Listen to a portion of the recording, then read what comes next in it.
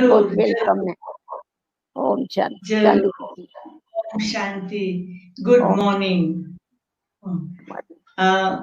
Thank you Santosh दीदी और science centre से कनेक्शन वाले सारे महाराष्ट्र के भाई बहनों को और भी कई स्थानों वाले जो कनेक्टेड है, क्योंकि संतोष दीदी ने हम लोग सबको यहाँ क्लास कराया तो उनका और डिटेल परिचय हमें मिल गया, माना आप सबका भी परिचय मिल गया। और हम लोगों को भी संतोष बहन ने बहुत अच्छी अच्छी बातें सुनाई, यज्ञ के अनुभव के, दादियों के, बाबा के अनुभव के बारे में, मम्मा के अनुभव के बारे में, जो हमने कभी नहीं सुनी थी। तो अभी भी हम सब आपस में, कल रात को भी हम बात कर रहे थे कि संतोष दीदी ने क्या क्या बातें सुनाई थी। तो अभी मुझे ये रियलाइज हो रहा है कि जो साकार बाबा के समय के जो बाबा के सेवाधारी भाई बहने हैं, उनके जो उस समय के अनुभव है, अभी जैसे ब्राह्मण परिवार के लिए ट्रेजर है। और वैसे टाइम टू टाइम कभी कोई बहनें अपने सेंटर पे आती है, या कोई भाई आते अनुभवी, या हम मधुबन जाते हैं, या हम कहाँ टूर करते हैं, तो कई कई बातें हमें सुनने मिलती भी है। परंतु अभी जो सिचुएशन आई है ये सारे विश्व के अंदर, और सारा विश्व चिंता में है, पता नहीं क्या होगा, क्या करेंगे। बच्चे घर में बैठे हैं, पढ़ाई घर में कर रहे हैं, भाई लोग काम पे इतना नहीं जा सकते हैं, जाए तो भी डर से जाते हैं। तो मतलब वर्तमान जो सिचुएशन है, वो दुनिया के लोग जिनको भगवान से इतना कनेक्शन नहीं है, निश्चय नहीं है, उनों के लिए जैसे एक टेस्ट पेपर है। और जो भक्ति मार्ग में है, या योग मार्ग में, या कोई भी रीति से स्पिरिचुअलिटी में है, उनको फिर भी थोड़ा वो भगवान से नजदीक आने का गोल्डन चांस मिलता। परंतु हम जो बाबा के बच्चे हैं, उनों के लिए तो हम क्या कहे।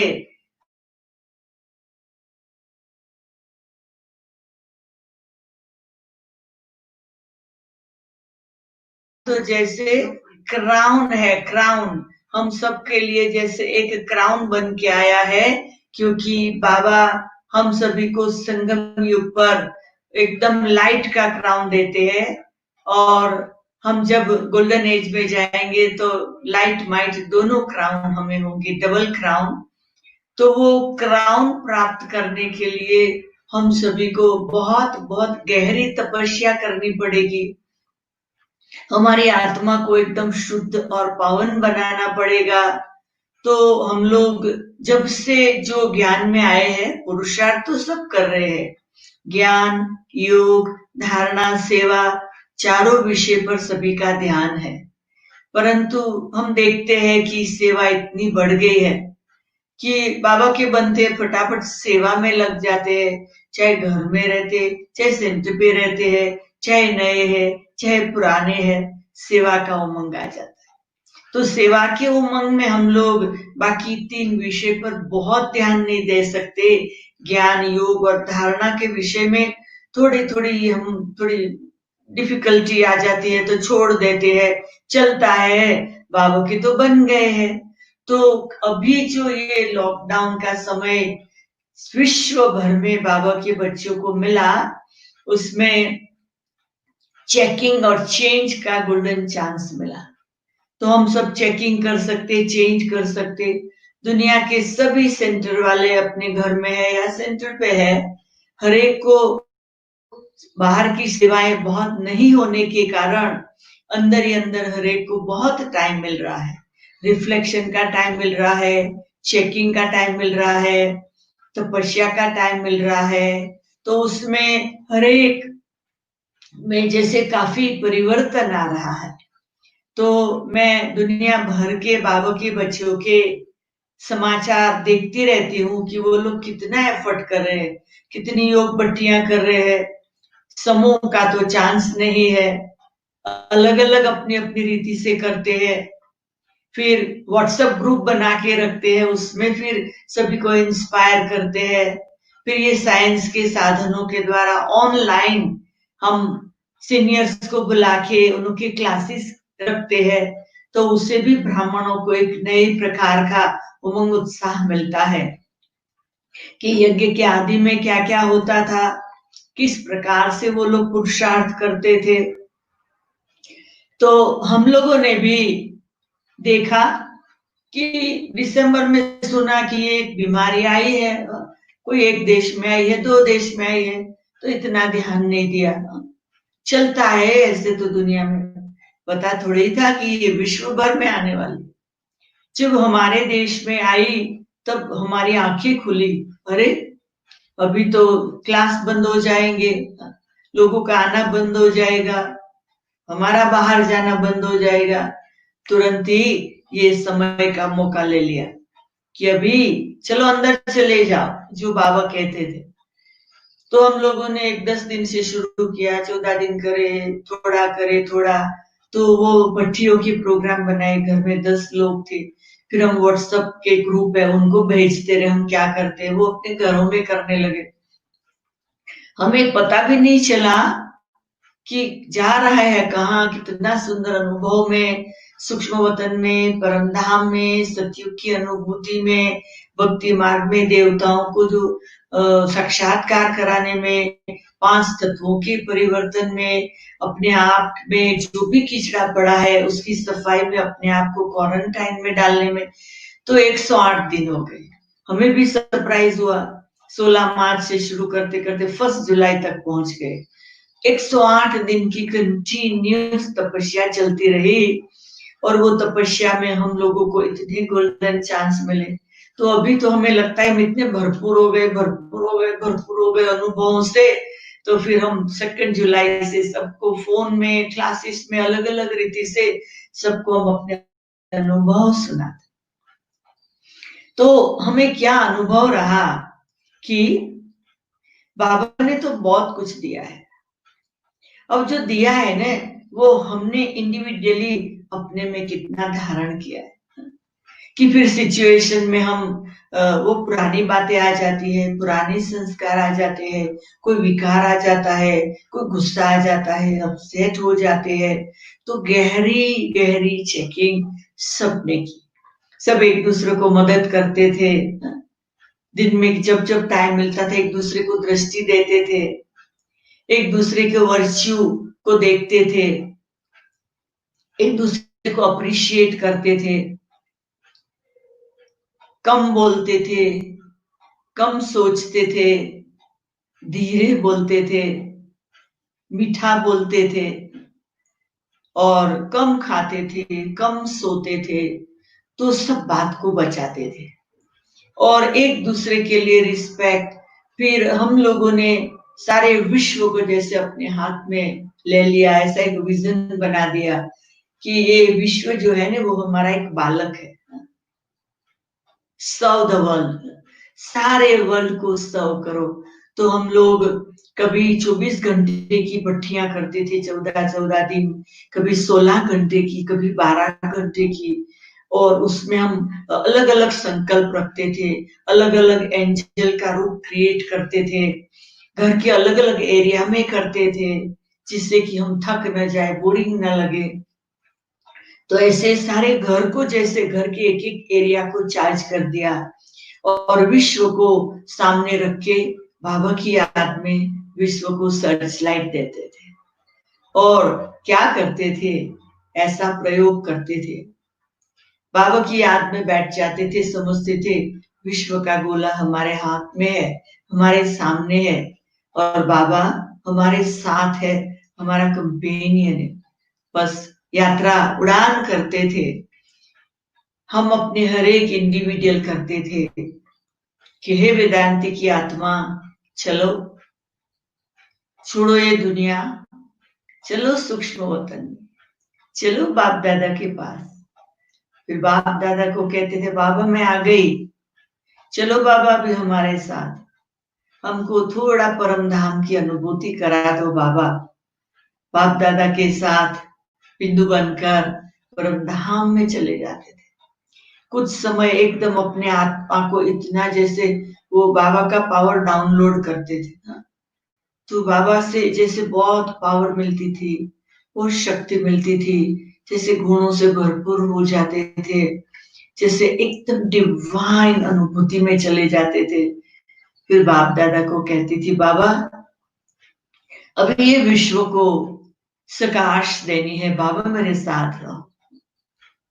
ऐसे करके एकदम सकाश देने की एंजेलिक स्टेज में आकर फिर सारे विश्व को मैं मैसेज अंदर ही अंदर अपने संकल्पों के द्वारा भेजती थी। हे मेरे विश्व के भाई और बहनों, जागो, अपनी अज्ञान निद्रा को छोड़ो, अपनी तीसरी आंख को खोलो। अभी का जो दुनिया में समय है, ये बीमारी का डरो नहीं, मुंझो नहीं, परेशान नहीं रहो।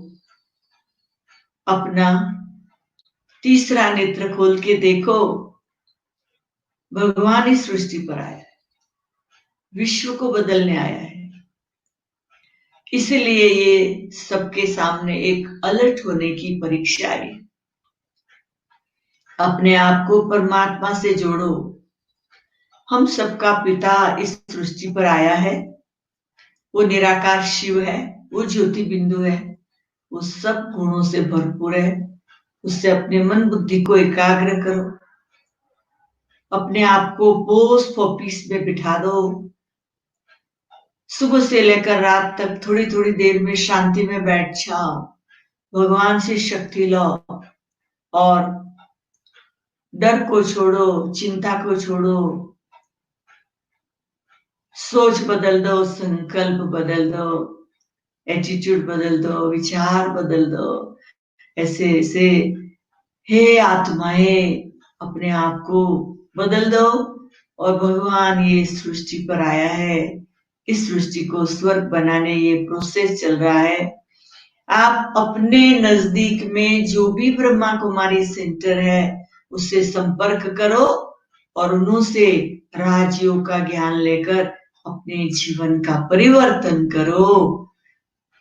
हम आपको ये सकाश दे रहे हैं, ये मैसेज दे रहे हैं, जागो और ये मैसेज को प्राप्त करो। तो मैं इस प्रकार से सारे विश्व को सकाश देकर टाइम नहीं देखती थी, देती जाती। आपको तो शॉर्ट में बताती, पर वो तो घंटे चले जाते थे बस। ऐसे करते करते फिर मैं अपने आप को समझती थी जैसे मेरे को बहुत बहुत बाबा से पावर मिला और मैंने बेहद खजाने से विश्व को बांटा। तो इस प्रकार के योग की प्रयोग करते थे। कभी 5 तत्वों के लिए करते थे, कभी बीमारी को कहते थे जाओ, आप आए हैं, हम सब ने वेलकम किया, आपने बहुत अच्छा काम किया, सभी को जागृत कर दिया, सभी को घर में बिठा दिया, सभी को इंट्रोवर्ट कर दिया, सभी को पवित्र बना दिया, एक दूसरे से डिस्टेंस करा के। तो दुनिया में सात्विकता का पावर बढ़ गया, ब्रह्मचर्य का पावर बढ़ गया, शुद्ध खाना पीना सबको सिखा दिया। बीमारी, आपने बहुत अच्छा काम किया, अभी जाओ, अभी 5000 वर्ष के बाद अपना टाइम हो तब आना। तो मैं बीमारी से बात करती थी और उनको कहती थी आप जाओ, आप बहुत अच्छी हो, आपने दुनिया को बहुत अच्छा लेसन दे दिया है। तो जैसे लगता था ये जो वायरस है ना, वो मेरी फ्रेंड बन गया है और उनको मैं सारे विश्व से विदाई दे रही हूँ, जाओ और फिर 5000 वर्ष के बाद। तो इस प्रकार के प्रयोग करने से अंदर में उमंग बढ़ता था, उत्साह बढ़ता था, खुशी बढ़ती थी और बाबा साथ है ऐसा अनुभव होता था। साथ साथ मैं ये भी याद रखती थी और सब हम बहनें सुबह शाम फिजिकल हेल्थ अच्छी रहे उसके लिए हम एक्सरसाइज करते थे। सुबह करते थे 15-20 मिनट, शाम को करते थे 15 मिनट, वो तो अभी भी करते, परंतु एक्सरसाइज करते थे। वो सिर से लेकर पांव तक हमारी कोई भी बीमारी अंदर में है, कोई भी कमजोरी है, कोई भी थकान है, कोई भी बात है, वो चली जा। हम भगवान के साथ है शरीर में कोई, तो हम शरीर के एक एक अंग को योगदान देते थे कि शरीर में कोई भी कोने में कोई भी बीमारी है, जाओ, अभी आपको रहने की जगह नहीं है, आप बहुत समय हमारे साथ रहे, जाओ जाओ, हमें तो भगवान का इंस्ट्रूमेंट बन के भगवान का काम करना है। तो इस प्रकार से हम कोई भी कमजोरी, कोई भी वीकनेस शरीर में, उससे बात करते थे, शरीर के एक एक अंग को योगदान देते, उनको इंस्पायर करते। तो हमने 108 दिन के बाद अपने आप को अनुभव किया, कोई बीमारी नहीं आई, कोई थकान नहीं हुई, कोई लेजीनेस नहीं आई, बहुत स्फूर्ति रही, बहुत खुशी रही। तो अभी हम खुशी बांट रहे हैं। तो हमें ये गोल्डन चांस मिला है आप सबसे शेयरिंग करने के लिए। तो हमारा वर्तमान समय का ये जो अनुभव है वो चालू है। हम खाली सिर्फ बीच में थोड़े दिन के लिए, 15 दिन के लिए सभी को चांस दिया है, फोन पे बात करो, लोगों से बात करो, लोगों को इंस्पायर करो, जो भी करना है करो, आपस में बातें करो। फिर थोड़े दिन के बाद फिर नया कोई प्रयोग शुरू कर देंगे, क्योंकि हमें पता नहीं ये साल कैसा जाएगा। हा? और हमें पता हो या ना हो, बाबा ने तो सब कुछ कह दिया है। तो हम पहले से अपना प्लान कर ले, 2020 के दिसंबर तक का पुरुषार्थ का प्लान करें। तो हमारा जास्ती कंसंट्रेशन उस पर रहे, बाहर की दुनिया में क्या चलता है उस पर जास्ती ध्यान न। हमें ये चिंता नहीं करनी है कि अभी नौकरी नहीं होगी, पगार नहीं मिलेगा, बच्चों को पढ़ाना है, फीस भरनी है। ये सब चिंताएं जो करते हैं ना, वो फिर चिंतन नहीं करने देता है। तो वो जो नेगेटिव वाइब्रेशन मन में आता है, परिवार में फैलता है, घर में फैलता है, बिजनेस में चला जाता है, जॉब वालों के पास जाता है, बच्चों में चला जाता है, तो डलनेस आ जाती। अच्छा है, अच्छा था, अच्छा है और अच्छा रहेगा। हमें कोई भी तकलीफ होने वाली नहीं है, सब अच्छा रहेगा। बच्चों का भविष्य अच्छा होगा, हमारा भविष्य अच्छा होगा, विश्व का भविष्य अच्छा होगा। हम सारे विश्व के माँ बाप हैं। हम कमजोर सोच नहीं सकते, हम कमजोर बोल नहीं सकते। हमारा फर्ज है पावरफुल सोचना, पावरफुल बोलना। ये नहीं कभी कहे अरे ये सब चिंता है ना, ठीक नींद नहीं आती। क्यों नहीं आती? अरे आराम से बाबा की याद में सो जाए, थोड़ा सो के स्फूर्त होके उठ जाए, शरीर हेल्दी होगा, मन फ्रेश होगा, धन आएगा, आएगा छम छम करके, बाबा कहते आएगा।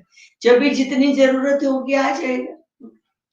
संबंध अच्छे रखे, संपर्क अच्छे रखे अपने से और औरों से। और एक एक सेकंड हमारी बहुत वैल्यूएबल है अभी, क्योंकि भले दुनिया कितनी भी चले, कितना भी साल चले, ये शरीर का भरोसा नहीं है, ये शरीर हमें कितना साथ देगा। तो ये शरीर हमें अंत घड़ी तक साथ दे, और बहुत समय का किया हुआ पुरुषार्थ अंत में हमें अंत मति सुगति कराएगा। तो मेरे प्यारे भाइयों और बहनों, अभी हमें ये जो गोल्डन चांस है उसको बहुत बहुत अच्छी तरह से यूज करें। मैं तो 4 शब्द स्वरूप में लाके मेरी दिनचर्या को आगे बढ़ाती हूँ। जब मैं इंडिया में थी, जब मैं अहमदाबाद में थी, जब बाप दादा अव्यक्त हो गए, तो शुरू में जो अव्यक्त मुरलियां चलती थी, तो एक इतनी सुंदर मुरली, वैसे तो सब मुरली सुंदर है, पर एक मुरली से मैंने 4 शब्द अपने में धारण कर लिया, अपने आत्मा के कंप्यूटर में डाल दिए। वो 4 शब्द क्या थे? अव्यक्त मूर्त, अलौकिक मूर्त, आकर्षण मूर्त, हर्षित मूर्त।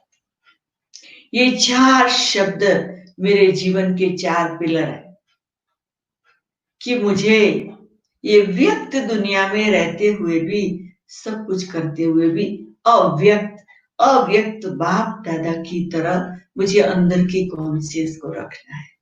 तो मैं ये याद रखती हूँ, प्रैक्टिस भी बहुत की हुई है, और प्रैक्टिकल में भी वो बात को मैं यूज करती। अव्यक्त, ये दुनिया में होते भी यहाँ नहीं। साकार होते भी अव्यक्त। फिर दूसरा अलौकिक मूर्त, इसको मैं प्रैक्टिकल में इतना पक्का किया है कि ये जो लौकिक दुनिया है, लौकिक संबंधी है या लौकिक बातें हैं, वो सब खाली टेम्पररी आधार है, पर मैं एक अवतरित एक आत्मा हूं, मैंने अवतार लिया है, मैं विश्व की आत्माओं की पूर्वज हूं, मैं लौकिक नहीं हूं, मैं अलौकिक हूं। तो मुझे हर जगह सारे दिन में जिसको भी मिलो मुझे अलौकिक अनुभव कराना, तो वो अलौकिक शब्द याद रहने से वो स्थिति में भी मदद देता। फिर तीसरा आकर्षण मूर्त, मुझे ये याद रहता है कि अभी भले ये फिजिकल बॉडी में है, परंतु हमारा भविष्य जो है देवी देवता, हम लक्ष्मी नारायण का बैज लेकर घूमते हैं। तो जो ये बैज लेकर घूमते मुझे याद रहता है कि मैं लक्ष्मी नारायण बनने वाली हूँ, और लक्ष्मी नारायण अभी पक्का कर लिया, नारायण बनने वाली हूँ। कभी लक्ष्मी कभी नारायण, क्या डबल सोचो, एक फिक्स कर दिया, मैं नारायण बनने वाली। तो वो देवता ही मूर्त, वो नारायण की स्टेज की वो खुशी, तो आकर्षण मूर्त, आकर्षण। तो मेरे द्वारा किसी भी आत्मा को आकर्षण, मेरा नहीं, मेरे द्वारा भगवान का, देवी देवताओं का साक्षात्कार होता रहे, उस बात का आकर्षण होता रहे, अंदर में क्या है उनका, उनको बाहर विजन आता रहे। और फिर चौथा याद रखती हूँ, हर्षित हो, देवताओं के चेहरे सदा हर्षित होते, बाबा कहते सदा हर्षित रहो। तो संगम युग में, ब्राह्मण जीवन में हर्षित मुख रहने की प्रैक्टिस, मुस्कुराए। तो मैं एक गीत की लाइन याद रखती, मुस्कुराए जा, मुस्कुराए जा, तेरी जिंदगी में यूं तो कहीं दर्द आएंगे, अगर मुस्कुराएगा तो दर्द भाग जाएंगे। तो मुझे ये याद रहता है, कैसी भी परिस्थिति आती, कैसी भी सिचुएशन आती, कैसी भी बात आती, मैं बातों के सामने मुस्कुराती हूँ। तो मैं अनुभव करती हूँ कि बातें बदल जाती है ना, व्यक्ति बदल जाती, सिचुएशन बदल जाती, सब बात बदल जाती। तो मुस्कुराना वो साधन इतना सुंदर है, सब बात को बदल देता, स्थिति एक रस रखता है, खुशी रहती है, और हर पल का बहुत सुंदर अनुभव होता रहता है। बाकी तो जरूर आप सब चाहेंगे कि मैं अपना अनुभव भी थोड़ा सुना दूं। तो बचपन से ही भक्ति बहुत परिवार में चलती थी, तो भक्ति के संस्कार, फिर भक्ति के संस्कार के बीच में बचपन से प्रश्न उठा, भगवान कहाँ है। तो 7 साल की उम्र से मैं बहुत स्थानों पर जाकर बहुत सारा यहाँ वहां पूछ के यही जवाब मुझे चाहिए, भगवान कहाँ है। न मेरे माँ दे सके जवाब, न मेरे बाप, न गुरु, साधु, संत, महात्मा, सब जगह भटकी, 7 साल की उम्र से भटकती रही। फिर जब पढ़ाई में मेरा कॉलेज में जाना हुआ, तो मैं कॉलेज में भी वही पढ़ाई लिया, शास्त्रों की पढ़ाई लिया, इंडियन वेस्टर्न फिलोसॉफी, जिससे मुझे एटलीस्ट जवाब मिले। वो शास्त्रों से भी जवाब नहीं मिला, टीचर से भी, प्रोफेसर से जवाब नहीं मिला। फिर इतनी थक गई थी कि मुझे होता था पढ़ाई भी छोड़ दूं, किसी से कुछ जवाब नहीं मिला, भगवान कहाँ है। फिर मैं अंदर ही अंदर स्वामी विवेकानंद, रामकृष्ण परमहंस, ये सब महान आत्माओं को याद करती थी, और रविंद्रनाथ टैगोर की जो गीतांजलि थी वो पढ़ती थी, और मैं भगवान से बात करती थी, तू डरता है क्या मेरे से, क्यों मेरे सामने नहीं आता है, क्यों तू छिपके रहता है, कौन मानेगा तेरे को, मैं भी मानना छोड़ देगी। ऐसे ऐसे मैं भगवान से बातें करती थी कि तू मेरी बातों को नहीं समझता है, मुझे तेरे को देखना है। ऐसे ऐसे करते करते मैं फिलोसॉफी, साइकोलॉजी पढ़ते पढ़ते, एमए तक की पढ़ाई करते करते बहुत थकी हुई थी, और मेरे को इतनी चिंता हो गई कि अभी परिवार वाले शादी करेंगे। तो वो चिंताओं में मैं बीमार हो गई, इतनी बीमार हो गई कि मेरे बाप ने शादी की बातें बंद कर दी। तो वो तो स्टॉप हो गया, पर चिंता तो चालू थी। और ऐसे समय में भगवान के मैसेंजर, ब्रह्मा कुमारी संस्था के मैसेंजर हमारे घर के बाजू पड़ोसी के वहां आ गए। पड़ोसी ने आमंत्रण दिया, ब्रह्मा कुमारी बहनें कोर्स कराने आने वाली है। बस देखो बाबा ने भेज दिया, हमारी मां गई, हम गए, ज्ञान सुना, बस ज्ञान सुन लिया और आगे बढ़े और 2 ही मास के अंदर मधु बन गए। ये 1965 में साकार बाबा थे, बाबा को मिले। 2 दिन के लिए मेरे पिताजी ने छुट्टी दी थी, हमारे माँ और भाई बहन के साथ गए थे। पहले ही मुलाकात में बाबा को देखा। मेरे पास शास्त्र पढ़ने के बाद 100 प्रश्न थे, बुक लेके गई थी, बाबा के सामने बैठी। बस हम 8 लोग थे पार्टी में। दादी जानकी ने बोला, बाबा ये सब आए हैं, कौन कौन है परिचय देते। मेरा परिचय दिया, ये बच्ची भगवान को ढूंढती। ब्रह्मा बाबा, बाप दादा, जो भी कहो, मेरे को देखा और मुझे पूछा, बच्ची भगवान मिल गया? मेरे अंदर से आवाज नहीं निकली, सिर हिलाया, हाँ। आवाज बंद हो गया, प्रश्न बंद हो गए। हाँ, क्यों? मुझे एक डिवाइन लाइट और माइट का बहुत बड़ा एक साक्षात्कार हो गया।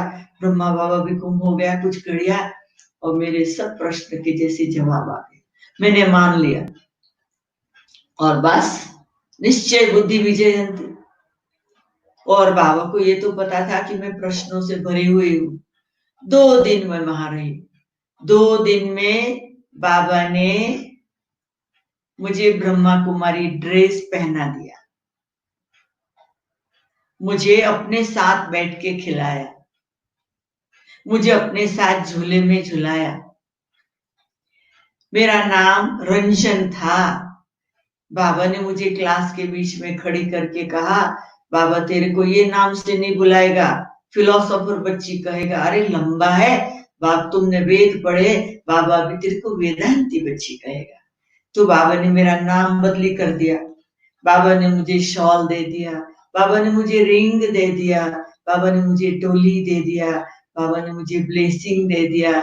और बाबा ने मेरे को बोला, बच्ची अभी अहमदाबाद जाके बादल बन के बरसेगी या यूं ही चली जाएगी? अब हाँ ही बोलना पड़े ना, कहाँ बरसेगी? तो बाबा ने कहा, बच्ची तुमको पैंट वाले से शादी करनी है या पीताम्बर वाले से? अब नेचुरल कहना पड़ेगा पीताम्बर वाले से। तो बाबा ने कहा, अच्छा बच्ची पैंट वाले से शादी करना है, अभी जाके कर लो, और पीताम्बर वाले से करना है थोड़ा रुक जाओ, मैं आपको क्या बताऊं। 1965 से अभी तक रुकी हुई हूँ पीताम्बर वाले से शादी करने। पता नहीं वो कब होगा, परंतु कहने का मतलब कि बाबा ने फर्स्ट मुलाकात में मेरा जीवन बदली कर दिया। और उसके बाद तो आप समझ सकते हैं ना कि ये भगवान का ब्लेसिंग कहो, मिरेकल कहो, जादू कहो, मुझे कुछ पता नहीं है, परंतु मेरे जीवन को बदल दिया। मैं डरपोक थी, मेरे जीवन में हिम्मत भर दी, उमंग भर दिया, उत्साह भर दिया।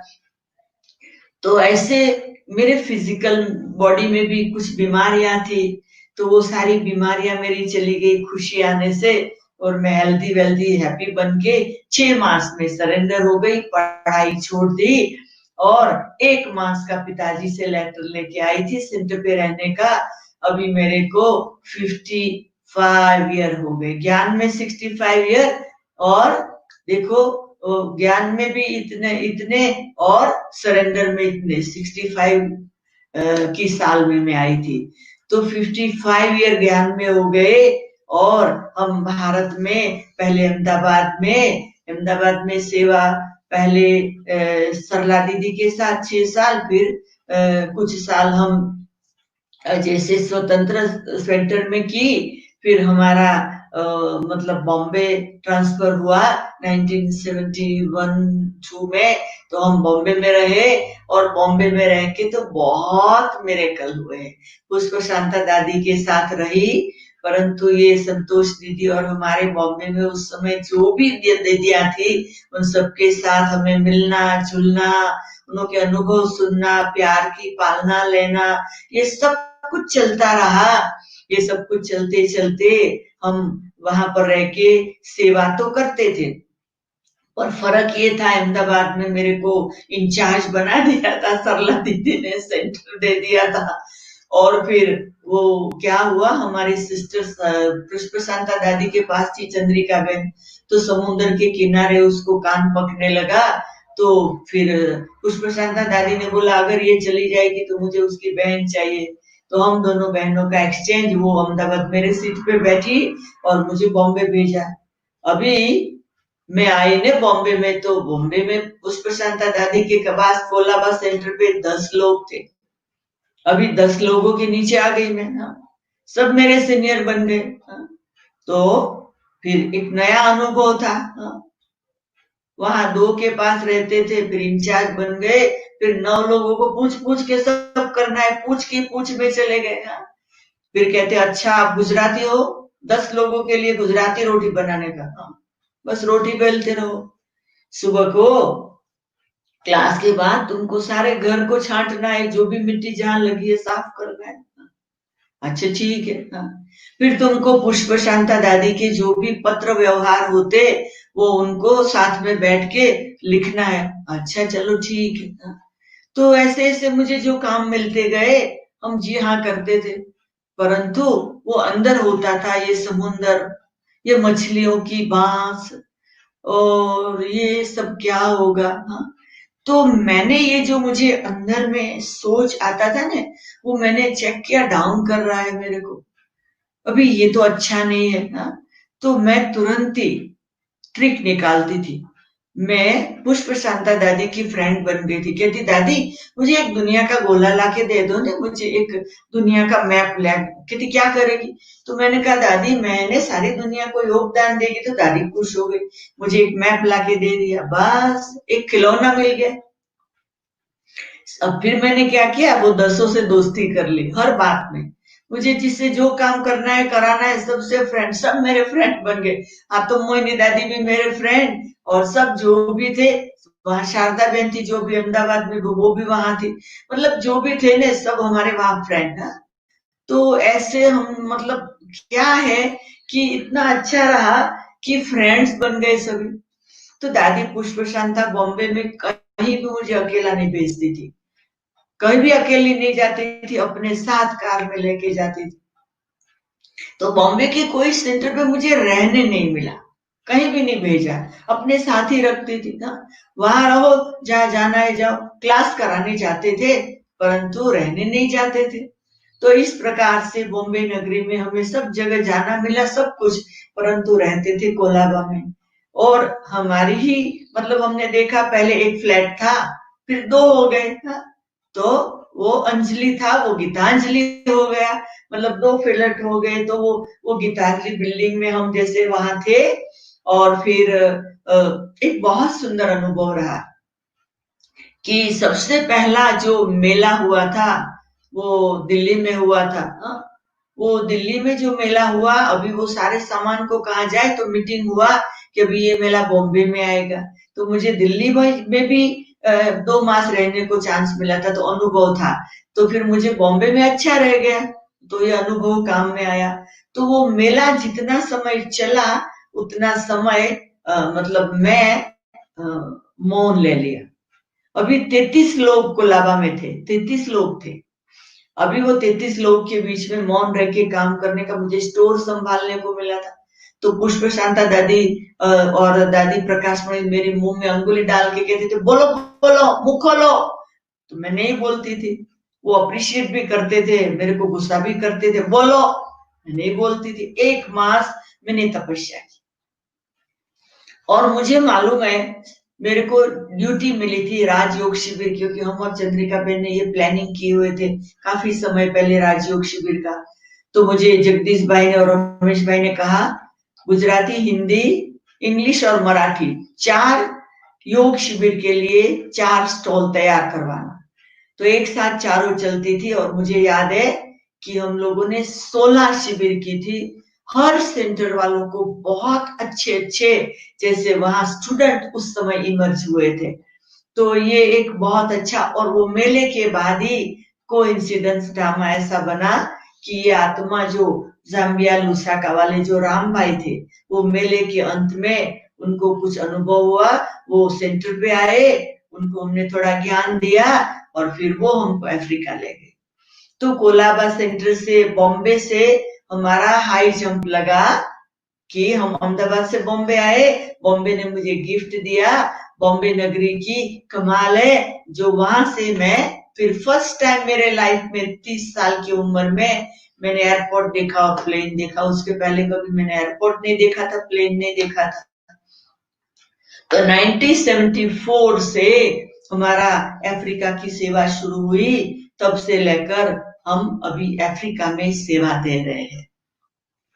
अब अफ्रीका में हम जब पहले आए तो कोई सेंटर तो था नहीं, तो वो राम बाबू के घर हम रहे थे। उनके घर में रह के सेवाएं शुरू की थी। मेरे साथ शिलू बहन आई थी, तो हम और शिलू बहन दोनों आए और सेवाएं शुरू की। अब जिस भाई के पास आए थे ने, वो ऐसे फास्ट थे कि बात मत पूछो। हमें इतनी फास्ट ट्रेनिंग मिल रही थी, उनके कदम पे चलना पड़ता था। जैसे रमेश भाई, जैसे ब्रह्मा बाबा, ऐसे हमको ये स्टेप पे चलने का इतना फास्ट, इतना अलर्ट रहना पड़ता था सेवाओं के लिए। तो जैसे हमें एक प्रकार की ट्रेनिंग मिल गई और उन्होंने तो फटाफट हमें ज़ाम्बिया के साथ साथ, मतलब ज़ाम्बिया के एक एक शहरों की सेवा, फिर आजू बाजू के देशों की, ऐसे करते करते उन्होंने हमें इतना फास्ट सेवाओं में घुमाकर 16 कंट्री में पहुंचा दिया। और 16 कंट्री में तो सेंटर खुल गए। अब 16 कंट्री में सेंटर खुलने के बाद फिर हम थोड़ा स्टक थे, क्योंकि अफ्रीका के सब देश में अलाउ नहीं है। तो हमने अपना इंडिया का पासपोर्ट बदल कर केनिया पासपोर्ट ले लिया, तो फिर इजी हो जाए। और फिर हम लोगों ने 2004 में एक प्रोजेक्ट बनाया, सब अफ्रीका, सारे अफ्रीका की सेवा करो। तो फिर हम लोगों ने 2 साल में बाकी रहे हुए 40 देशों में सेंटर खोल दिए। तो कहने का मतलब कि जो सारे अफ्रीका में 56 देश है, और हमने 56 देश में जाके कैसे आगे पीछे बाबा का मैसेज सब जगह दे दिया। तो कोई ना कोई तो आत्मा को टच करा ही दिया, बाबा का झंडा सब देशों में लहरा दिया। हम अफ्रीका में रहकर पहले नैरोबी में एक प्रोजेक्ट शुरू करते हैं, फिर हमारे देश में ट्रायल करते, फिर कॉन्टिनेंट में ट्रायल करते हैं, फिर किसी को अच्छा लगता है तो विश्व वाले भी वो प्रोजेक्ट को लेते हैं। तो हम लोग ऐसे कई प्रकार के प्रोजेक्ट किए हुए हैं। वो 1986 में जो वो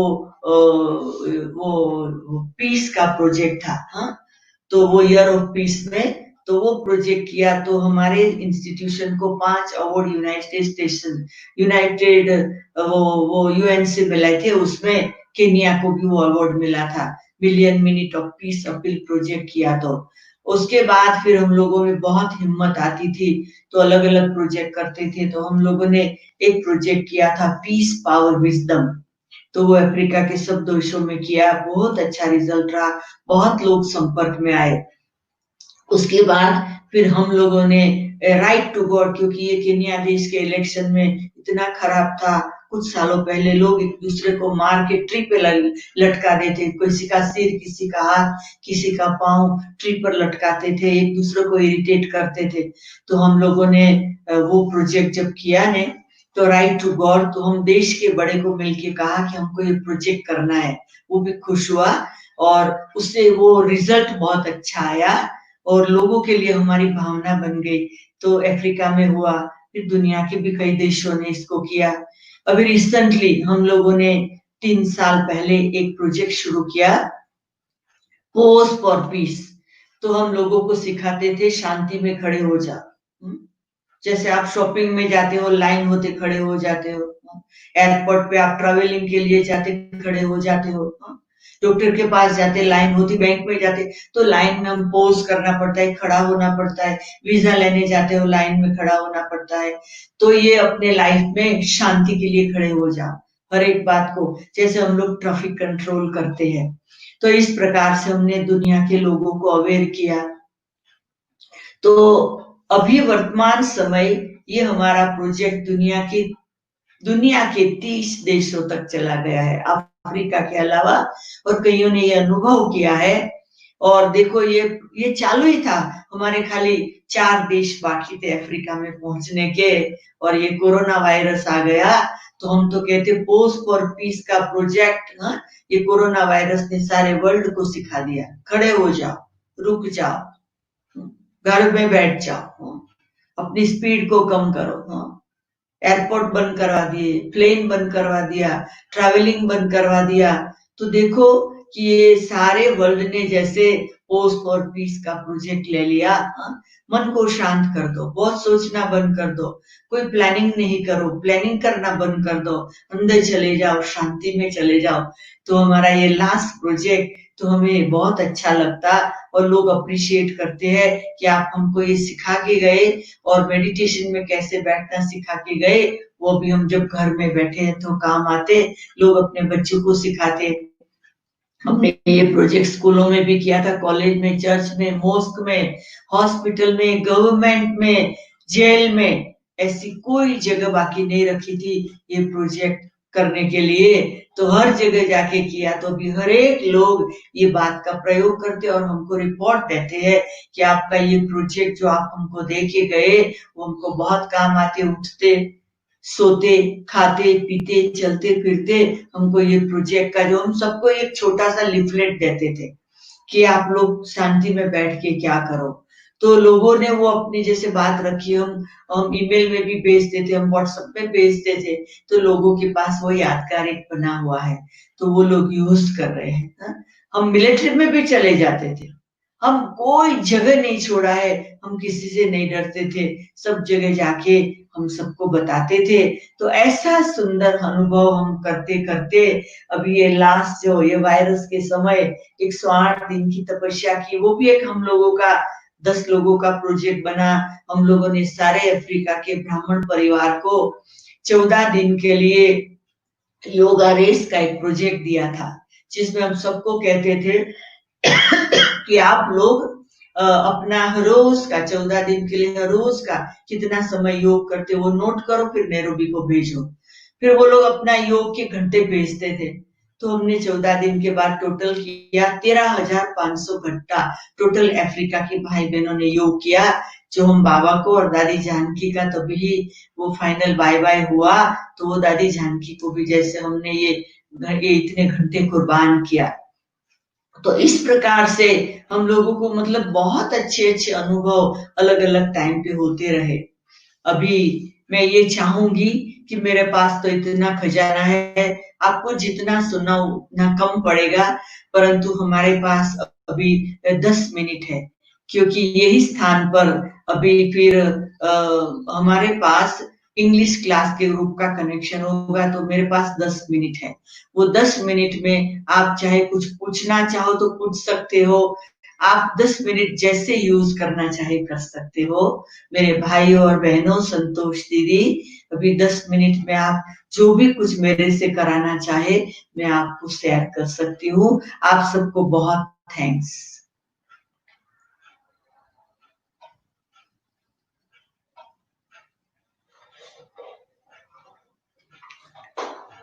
ओम शांति। आप लोग कुछ पूछना चाहे, कुछ भी कहना चाहे तो आप पूछ सकते हैं, हमारे पास 10 मिनट है।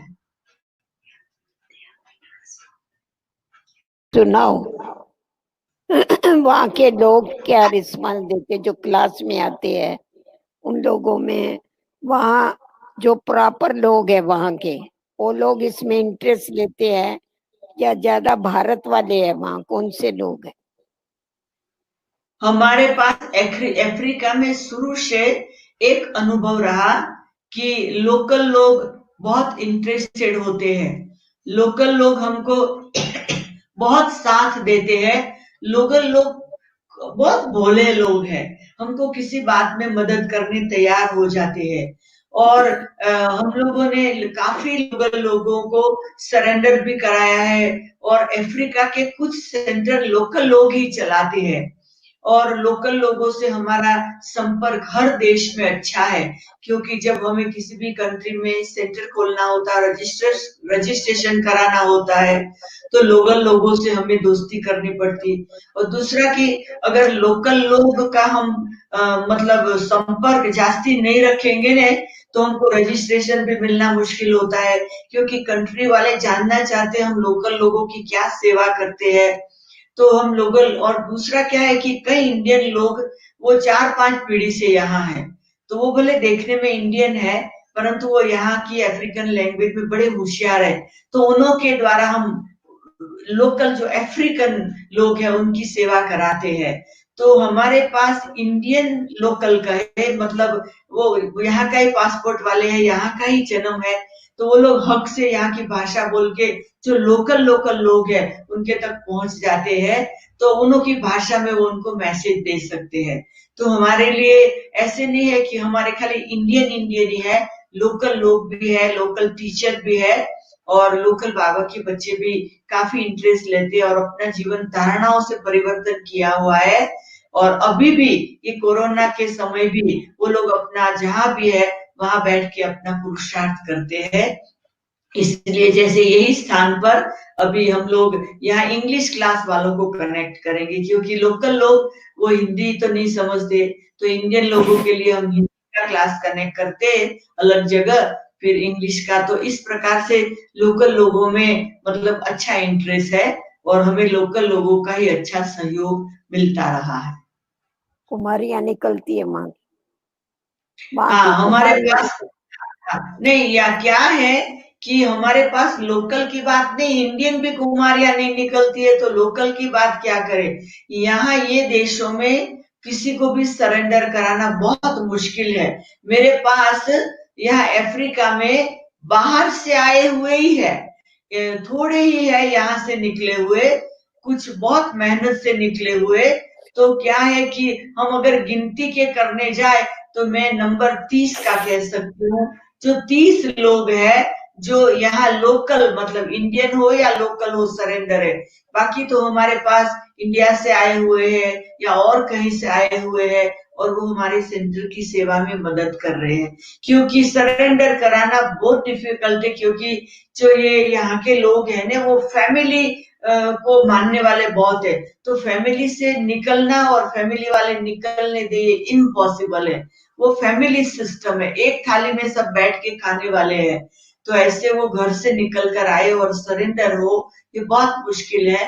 परंतु हर एक अपने घरों में रह के सेवा में सहयोगी बन सकते हैं। तो हमारे समझो इतने सेंटर है, तो मतलब हमारी जो सिस्टम में तो थोड़ा जैसे अभी मॉरिशियस है, तो वहां मॉरिशियन लोग हैं, वो लोग सेंटर चलाते हैं। अभी समझो साउथ अफ्रीका है, तो साउथ अफ्रीकन पर इंडियन साउथ अफ्रीकन और लोकल समझो एक दो होते हैं। जैसे केनिया में हमारे पास लोकल 2 बहनें हैं, अफ्रीकन है वो सरेंडर है, परंतु बाकी जो बाहर से आई हुई बहनें हैं वो हमारे सेंटर को चलाने में मदद करते हैं। तो हमारा ऐसा नहीं है कि वो वही देश की वाई, मतलब हम एक्सचेंज करते हैं, 1-2 साल के बाद हर एक अलग अलग जाके एक दूसरे की मदद करते हैं। इस प्रकार से हम सभी जगह जैसे उमंग बढ़ाते हैं, इस प्रकार से। तो करीब हमारे पास अभी सारे अफ्रीका में मिला के हम टीचर्स को गिनती करें तो करीब 100 जैसे टीचर हो जाए, ऐसा है। बाकी घरों में रह के जैसे हमारे कई शहर है, कई सेंटर है, तो वो कपल चलाते हैं, तो वो कपल अपना घर को बंद करके वो सेंटर पे बैठ जाते हैं और वो सेंटर चलाते हैं। तो कई देश है जो वहां के ही कपल इंडियन हो या लोकल हो वो सेंटरों को चलाते हैं, तो कपल चलाते हैं, तो वो सरेंडर भी कहो और घर वाले भी कहो इस ढंग से। और वो बहुत, जैसे हमारा ओरिजिनल सेंटर जाम्बिया में शुरू किया था, वहां पर एक कपल सेंटर चलाता है करीब 16 साल से, तो हमारे से भी अच्छा चलाते हैं, बहुत सुंदर चलाते हैं, बहुत अच्छी तरह से चलाते हैं। तो हम लोगों की थोड़ी सिस्टम इस प्रकार से भी चल रही है। बहुत बहुत थैंक्स है आपको वेदांती मैम, आपने जी, आपने चक्कर लगवाया सबको अफ्रीका का, दर्शन कराया वहां का, इसीलिए थैंक यू। बहुत बहुत आपने थैंक्स। हमको गोल्डन चांस दिया। अभी 2 मिनट बाबा को याद करें।